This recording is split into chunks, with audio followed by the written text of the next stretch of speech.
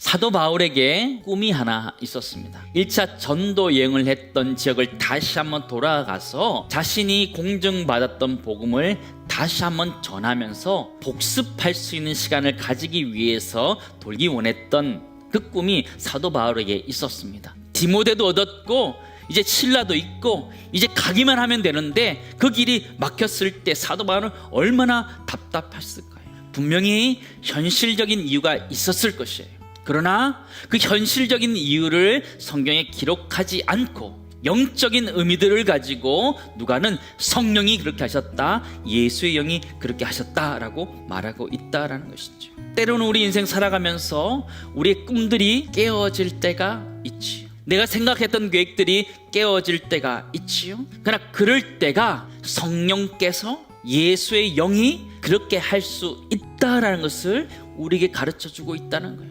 또 다른 하나님의 꿈이 그곳에 있을 수 있다라는 것을 오늘 사도 바울의 이야기를 통해서 우리에게 가르쳐주고 있다는 것이죠. 첫 번째 나누기 원하는 것은 이것입니다. 우리의 꿈이 막힐 때 우리는 다시 한번 하나님의 인도하심을 받아야 한다라는 것이죠. 사도 바울은 이제 그 길을 찾아서 가기 시작합니다. 9절 말씀 보시기 바랍니다. 마게도냐 지역의 사람이 와서 도와달라 손짓하는 그런 장면을 보게 되는 것이죠. 사도 바울이 보았던 이 환상, 마게도냐 환상을 하나님의 뜻으로 어떻게 인정할 수 있느냐라는 문제가 있어요. 하나님의 뜻을 찾는 것 생각보다 어렵지 않아요. 와서 도와달라라고 하는 그 요청이 하나님의 꿈이고 하나님의 소원이란 것을 우리는 오늘 본문을 통해서 발견하게 됩니다. 두 번째 나누기 원하는 것은요, 도와달라는 그 요청이 곧 하나님의 꿈이고 우리를 부르신 부르심일 수 있다는 것을 우리는 기억할 필요가 있습니다.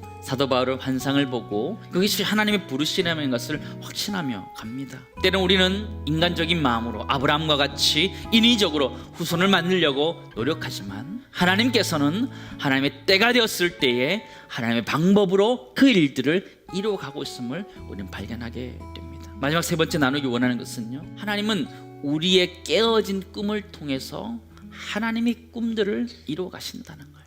결국 내 꿈이 아니라 하나님의 꿈이 이루어져 가는 인생이 우리의 인생이란 것을 우린 잘 알게 됩니다. 하나님의 꿈이 나의 비전이 되어지는 그 삶, 예수님의 성품이 나의 인격이 되어지는 그 삶, 성령님의 그 능력이 나의 능력이 되는 그 삶을 살아갈 수 있는 내가 우리 모두의 길을 간절히 소망합니다.